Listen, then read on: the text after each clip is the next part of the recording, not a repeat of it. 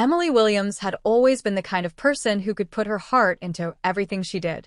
As a pediatric oncology nurse, her days were long, emotionally draining, and often filled with moments of heartache. Yet, no matter how tough it got, she found the strength to push through, driven by the belief that her work was making a difference in the lives of the children she cared for. However, lately, her unwavering spirit had begun to feel like a heavy weight, especially after her father's sudden passing a few months ago. Hello, family. Welcome to Storytime. Please subscribe to my YouTube channel. Like and share this video to your friends and loved ones. Don't forget to turn on post notifications for more videos. Sit back, relax as we dive into story. The hospital halls, once a place of solace and purpose for Emily, now felt like a never-ending cycle of exhaustion. The pain of losing her father still lingered in the quiet moments when she wasn't busy caring for the young patients who depended on her. He had been her rock, the one person she could always rely on, and his death had left an aching void in her heart. But what hit her hardest wasn't just the grief. It was the crushing reality of the debts her father had left behind. Emily had inherited her father's financial burdens, and though she worked tirelessly at the hospital, her paycheck barely covered her bills, let alone the debts that were rapidly mounting. She had called the bank more times than she cared to admit, explaining her situation and pleading for some grace. But the answers were always the same. There's nothing we can do. Pay what you can. Her father had been a quiet man, not the kind to talk about money or his troubles. Emily often wondered how he had kept everything so tightly under wraps, but it didn't matter now. He was gone, and she was left to pick up the pieces. Every day, she carried the burden of not only her father's passing but also the looming financial pressure that threatened to bury her. Her colleagues at the hospital tried to offer support, but Emily wasn't the type to ask for help. She kept her pain to herself, focused on her patients, and pushed forward, even when the exhaustion was overwhelming. She had always believed that taking care of others was what she was meant to do, her purpose. But recently, even that felt like it was slipping through her fingers. The hospital was facing its own financial struggles. There were rumors that her ward, the pediatric oncology department, might be shut down due to budget cuts. The thought of that happening was unbearable. The children who came to her for care had no other place to turn. If the ward closed, many of them would be left without hope. One particularly stormy evening, after yet another grueling 12-hour shift, Emily sat in her car, waiting for the rain to subside before heading home. Her car was parked near the hospital entrance, and she found herself staring out of the windshield, lost in thought. The weight of her father's death, her mounting debts, and the uncertain future of the ward pressed down on her like a heavy storm cloud. The road ahead seemed uncertain, and despite her best efforts to stay strong, she couldn't help but feel like she was drowning.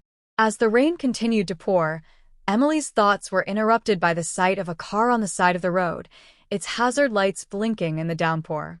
The car was parked in an isolated area, far from the main street, and the driver was standing beside it, looking frazzled.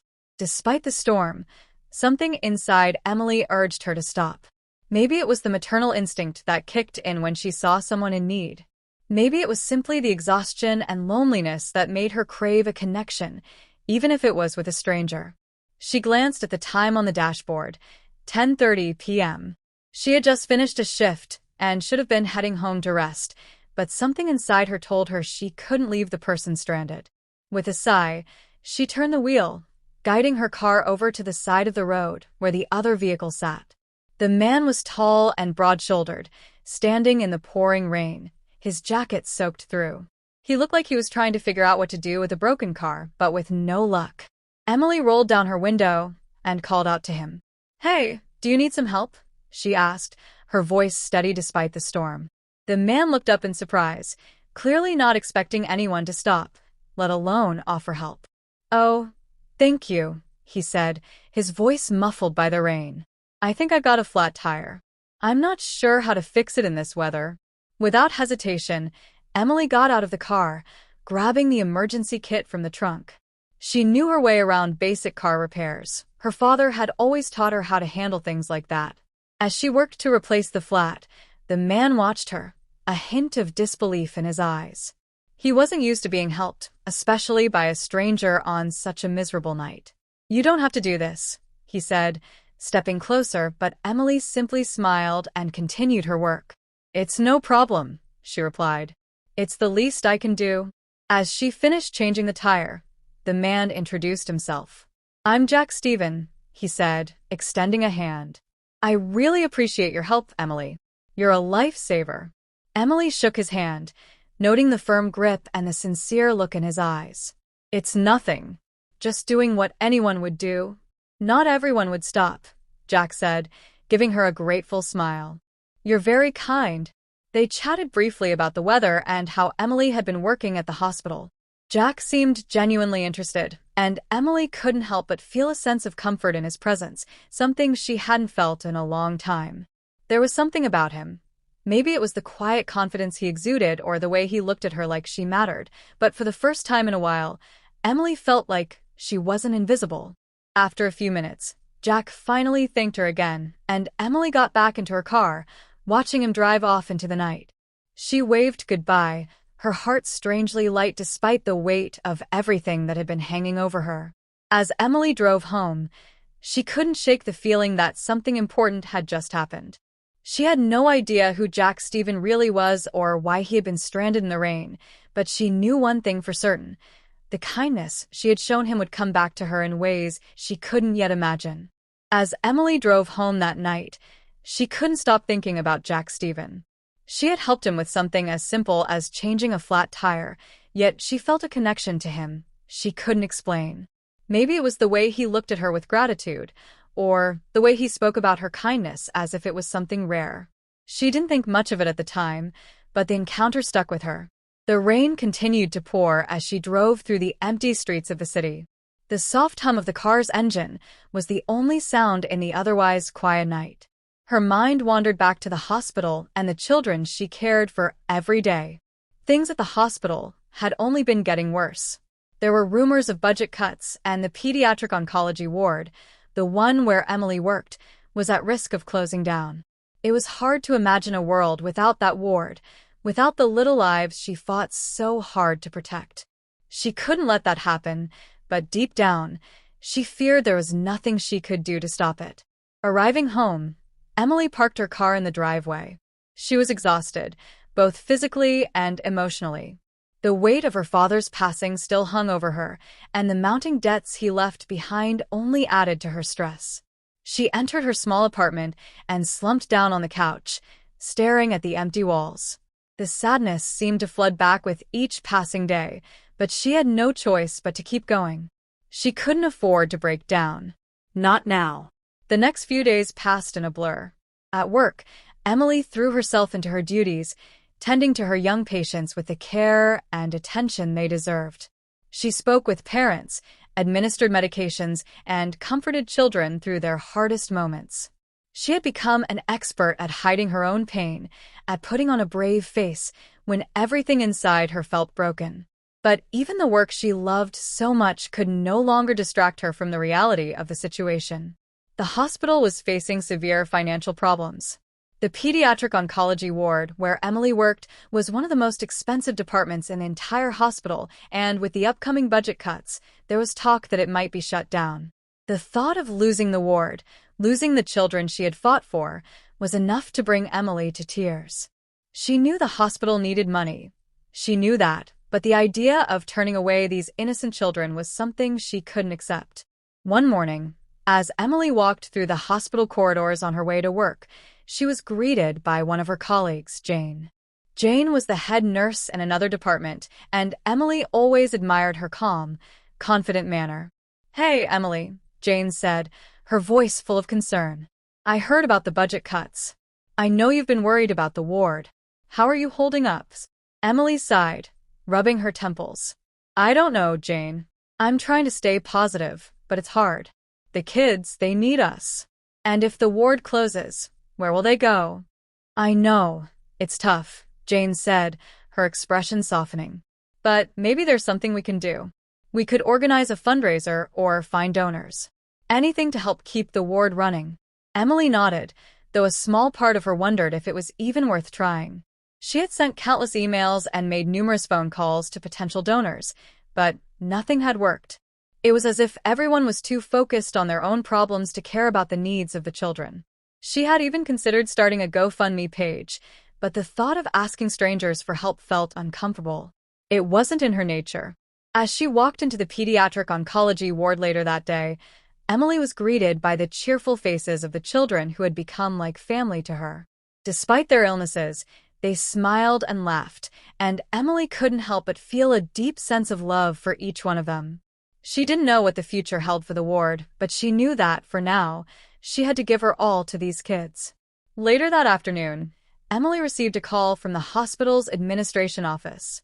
It was a formal meeting with the board to discuss the proposed budget cuts and the potential closure of the pediatric oncology ward. Her heart sank as she listened to the administrator explain the situation. The board is considering reallocating funds to other departments. There's a strong chance that the pediatric oncology ward may be affected, the administrator said. We need someone to speak at the meeting and advocate for the children. Emily's thoughts raced. She couldn't let this happen. Not after everything she had seen, not after everything she had done for these children. She agreed to speak at the meeting, but as soon as she hung up the phone, she felt a knot tighten in her stomach. She was just one nurse, one voice. How could she stand up against an entire board of wealthy, powerful people? And even if she succeeded, would it really make a difference? As the meeting day approached, Emily prepared her speech. She worked late into the night, crafting her words carefully, choosing each sentence with care. She knew this was her chance to make a difference, but the fear of failure lingered in the back of her mind.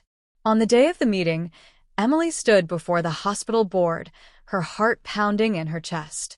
The room was filled with doctors, administrators, and other members of the board.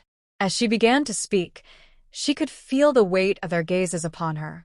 She had never been one for public speaking, but today, she wasn't just speaking for herself. She was speaking for the children who depended on the ward's survival. I know that the hospital is facing financial challenges, Emily began, her voice steady but firm. But I ask you to consider the lives of the children in this ward. These children are fighting battles every day that most of us will never understand. They deserve a chance to fight, and they need this ward to survive. Without it, many of them will lose their hope. The room was silent as Emily continued, pouring her heart into every word. I'm not asking for a miracle.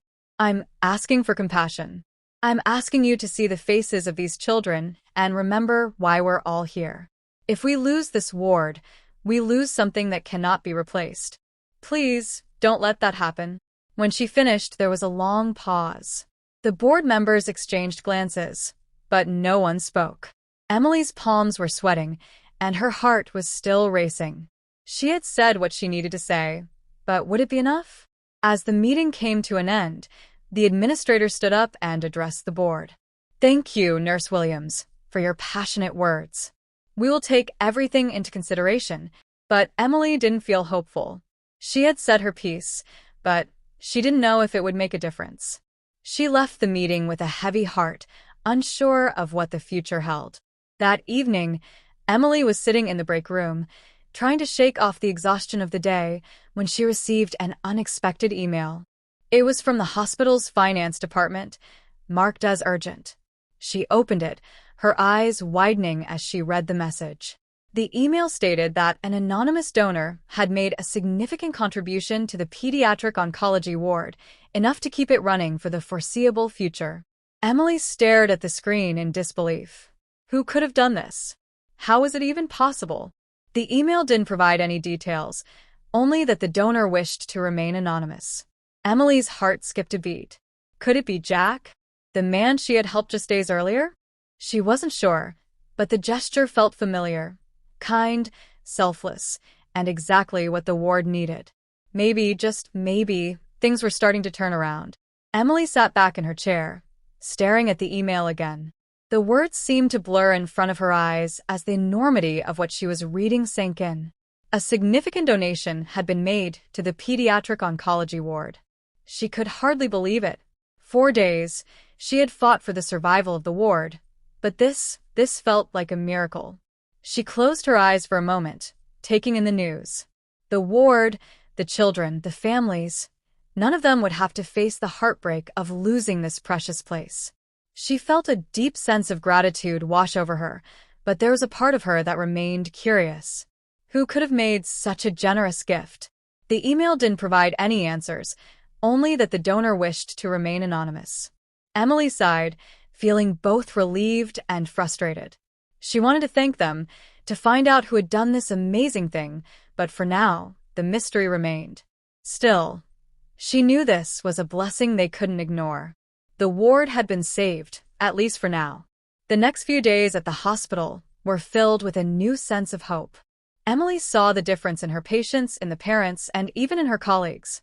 It was as though a weight had been lifted from everyone's shoulders. No longer did they have to worry about the potential closure of the ward. Now they could focus on what really mattered, helping the children. As Emily continued to care for her young patients, she couldn't help but think about the anonymous donor. Who were they? Why had they chosen to help? The answers eluded her, but she couldn't shake the feeling that this wasn't just about money. It was about something deeper. It was about compassion. It was about kindness. One afternoon, as she walked down the hospital hallway, she ran into Jane again. Her colleague's face was lit up with a smile that Emily hadn't seen in weeks. "You won't believe it, Emily," Jane said, her voice full of excitement. "The board just had an emergency meeting, and they've officially agreed to keep the pediatric oncology ward open.